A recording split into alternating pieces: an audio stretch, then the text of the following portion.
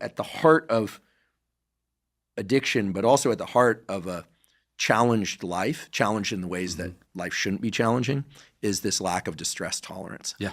And I have a question about distress tolerance specifically.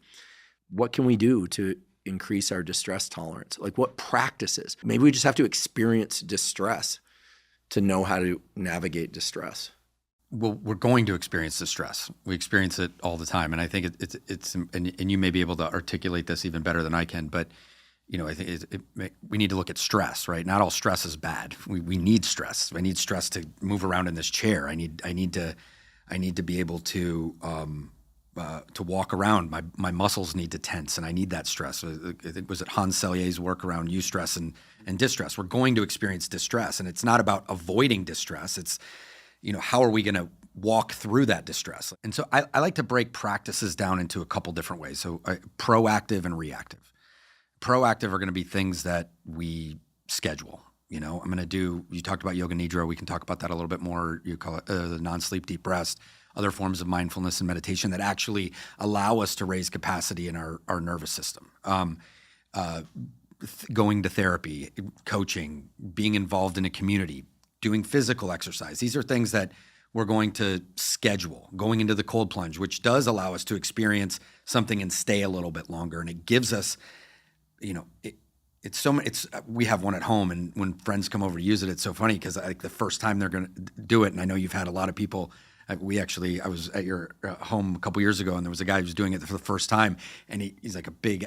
I don't know if you remember this, but he's like a big athletic guy, and he was freaking out, he's terrified, right? Yeah. And it's just cold water. It can't. I mean, it could hurt you if you're in there for however long to get hypothermia, but it's not going to hurt you. So having practices like that allow us to move through that level of fear can translate to fear or distress, can translate when it comes in real time for something that I know I can walk through this. Yeah, because adrenaline is ubiquitous in stressful circumstances, which is just a bunch of science nerd speak for the stress response is always an increase in autonomic arousal or alertness, a shrinking of the visual field, an increase in heart rate, a tendency to move. People will say, but I freeze. Actually, the freezing response, this is kind of interesting. My lab studied this. Lindsay Soave published a paper in Nature about this in 2018. She was a graduate student in my lab. The freezing response is an active behavior. Oh, yeah. Trying to hide from an intruder in your home in the closet, you're trying not to move. So people think, people freeze under stress. No, the freezing response is an active response. The adrenaline dump, as it's sometimes called, is what essentially creates the freeze response. It's why people can't remember things when they get up on stage if they have a fear of public speaking. And I forgot to mention in the cold plunge, cold water is a highly reliable way to elicit an adrenaline response. Yeah. It's just a great training for this feels uncomfortable. I want to get out, but I'm going to learn to control my thinking in this uncomfortable circumstance. Yeah. So that would fit into the proactive, right? So that's something that you can proactively start to be able to manage that adrenaline as you're telling me in the body, right? We're able to manage those feelings, because what does it come down to is these sensations in our body that we're experiencing that feel really uncomfortable.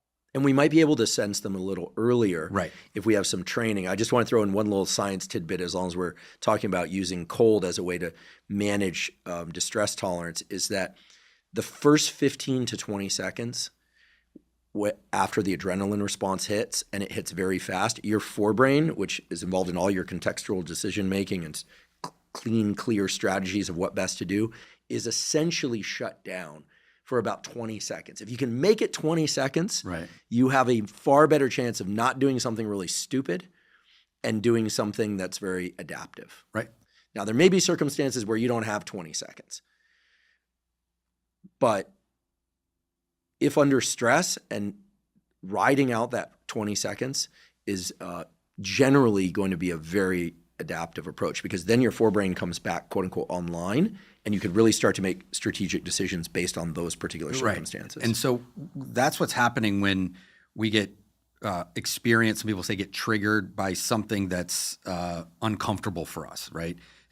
You really you get a text message from your boss or your partner that says, we need to talk later, right? A lot of people, I don't know about you, but when I get, we need to talk later, it's not my favorite text in the world to get, right? So someone might get that text and then they immediately go into like their perception or their beliefs or their kind of narrative about what that means. I'm going to be rejected. This is going to be disappointing. It's going to be really hard. And those perceptions or beliefs are coming out of their past. So now sitting there looking at a text message, which is really just a neutral, it's all events are neutral.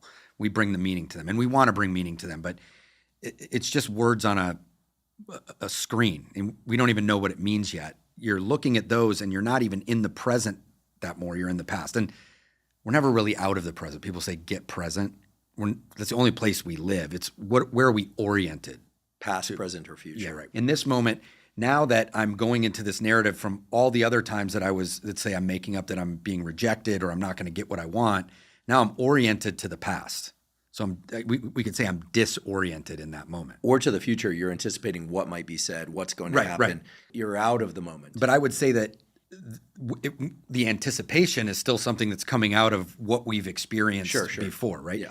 And then from there, we go into an automatic reaction, and it's like a fight or flight response. It might not seem like that because we might not be thinking I'm going to die from this, but we might be thinking I'm not going to be okay. And what is I'm not going to be okay? That gets carried out and it's triggered in the body, I would say, in the same way as I'm at threat, I'm in danger. And this is where we're confusing discomfort, because even if I am going to be not going to get the answer I want or I'm going to be abandoned, it's not life-threatening. It's not actually threatening. It's perceived threat. But I respond to that perceived threat as if it's actual threat. And I might respond by kind of going after the person, like I need to know right now, being obsessive about it. I might respond by withdrawing completely and hiding from it. But it creates this cycle of kind of an automatic reaction to things that doesn't allow me to build tolerance for that stressor, right? The solution to that is first be aware that that's happening.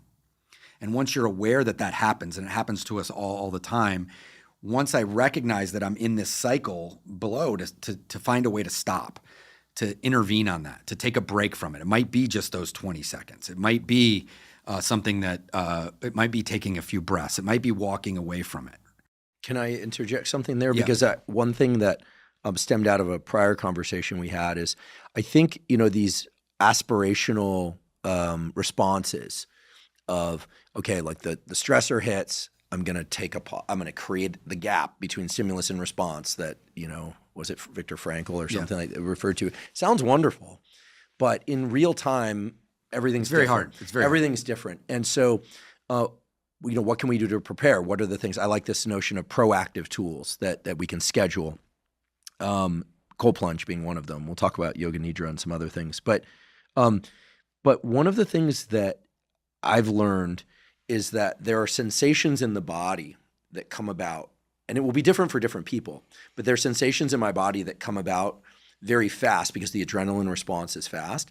And the more that I pay attention to those, the more I'm able to pick up on them at earlier stages of the stress response, kind of like seeing a big wave coming from further out. And the yogis talked about this. I learned about this also from you, that in meditation, we can start to see the quote, it's mystical language, but the subtle ripples of our perception. Whereas when we're going through life and we're just kind of around, it's like being on a train and we're just seeing stuff go by all the time. The concept is stilling leads to seeing. I love that. The more that we can still the mind, the easier we can see what's actually happening versus what we perceive is happening. So what you say is so true that it is hard. If the first step is to after we recognize that this is something happening, is to stop when we're in the middle of a response. How do we stop? Something that I work with the people, and I actually heard you talk about in a different way that I really appreciated in one of your Essentials podcasts, where, in that moment when we're in that reaction, the sympathetic nervous system has been activated. The solution, though, is not to deactivate the sympathetic, it's to activate the parasympathetic. So our practices and tools that I think are the most beneficial is how do we activate the parasympathetic? Mm-hmm. A great question to ask ourselves once we recognize that we're in some sort of stress response, I like to tell people to ask, am I or is anybody around me in immediate physical danger? And if the answer is no, first off, if I can ask that question, it's probably the answer is no. But most of the things that we experience every day are not life-threatening. Actually, probably the thing that we experience every day that's most life-threatening that doesn't bother most of us is driving in a car, right? I mean, we're hurtling down the road and just trusting that someone's not going to cross over that other line. But that won't scare us. But, getting someone that you're in a committed relationship with or that you're emotionally attached to that says something you don't like might throw you into a spiral. I mean, it speaks to the unbelievably powerful aspect of human connection. Yeah. I mean, likewise, with the earlier example of the kid in video games, we think about this kid and the video game as like the only players in the interaction, but to take a video game away from a kid is to also remove him from his social context. Yeah. We know that social isolation is one of the most potent stressors for any mammal, especially humans. I mean, from what I've read, and tribes would basically shame someone out of it if they did something really terrible. They would send them out of the tribe, and that was like death. They only survived together. Now we can live alone because of technology and human advancement, but like live physically alone. But we're not at the top of the food chain, really. If we were out in the jungle or back when we were nomadic, and we still have that within us, that we need that connection. We need that.